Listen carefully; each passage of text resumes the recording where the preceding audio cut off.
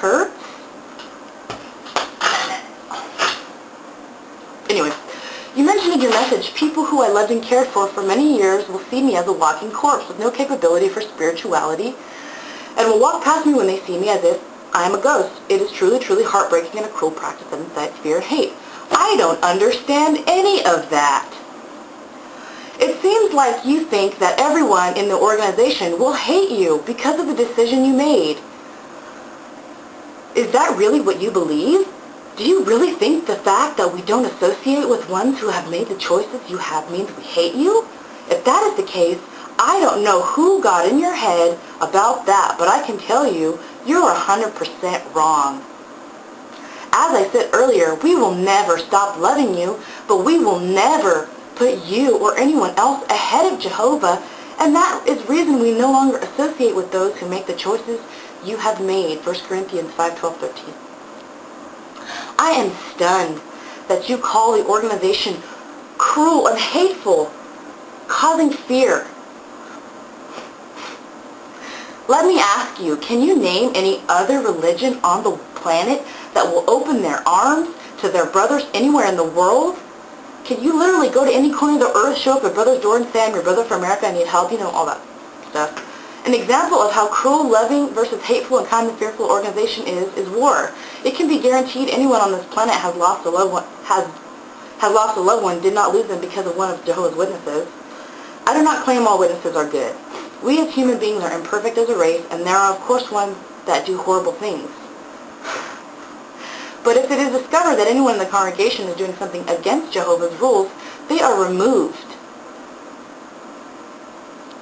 Just out of curiosity, did you notice how many times you said I in all your emails? The organization and the congregation don't look at things with I. They are concerned with doing the utmost to guide the congregations and following Jehovah's laws as best they can as imperfect human beings, no matter how hard it is for them, no matter how much it may hurt them, sometimes no matter what, period. It is a hard thing for imperfect humans to forget about I, but the organization puts I aside and gives time to all of us. Love endures all things, and Jehovah is love, so he would never set a rule that isn't good for his children, 1 John 5:3.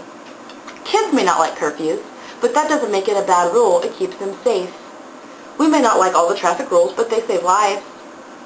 Assuming you do believe in God, do you believe the Bible is God's Word? What do you believe will happen to this planet in the future, and why? Where is your family with your choices, blah? Sorry I went so long. I told you were like a daughter to me, and I went in mom mode. This is what I would say to my own child. I hope you don't take offense to it.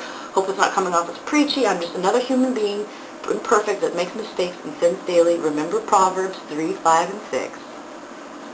Wow. Effing wow. Okay? What do I say to this? I say what I think. Does it matter what I think?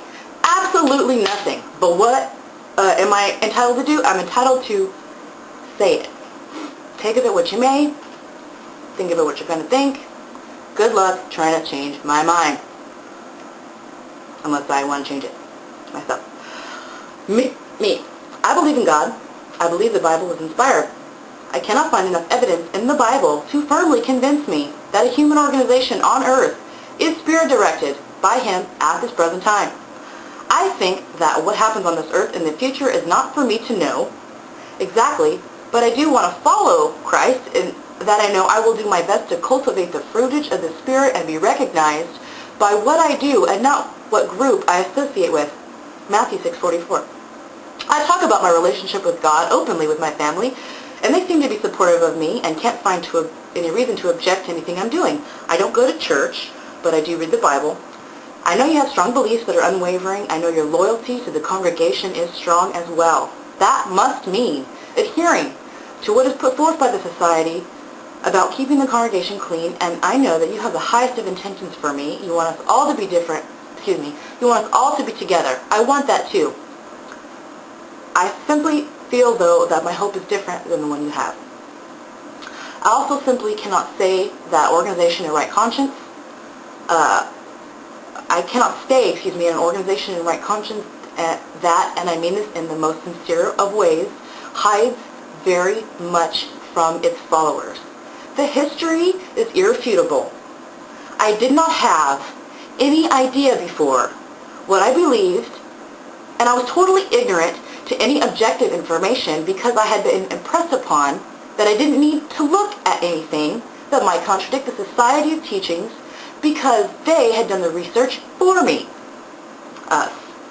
My faith could not bear the weight of it any longer. I had done my very best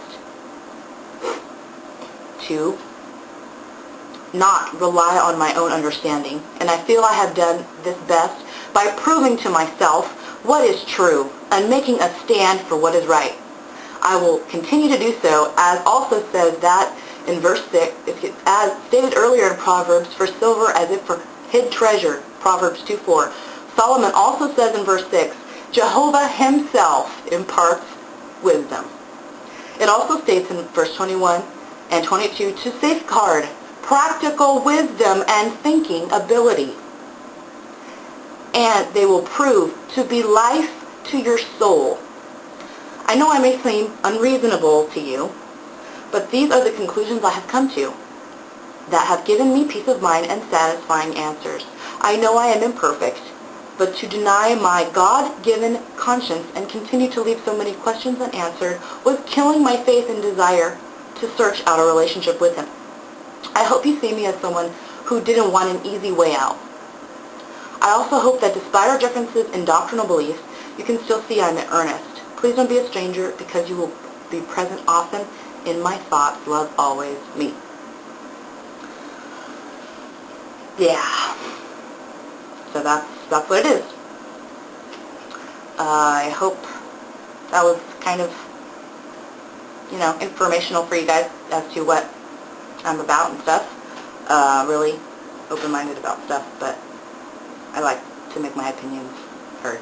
So, thanks for all of your guys' stuff already, and I hope to hear your comments and hear what's up, and say what's up to all you guys out there in YouTube land.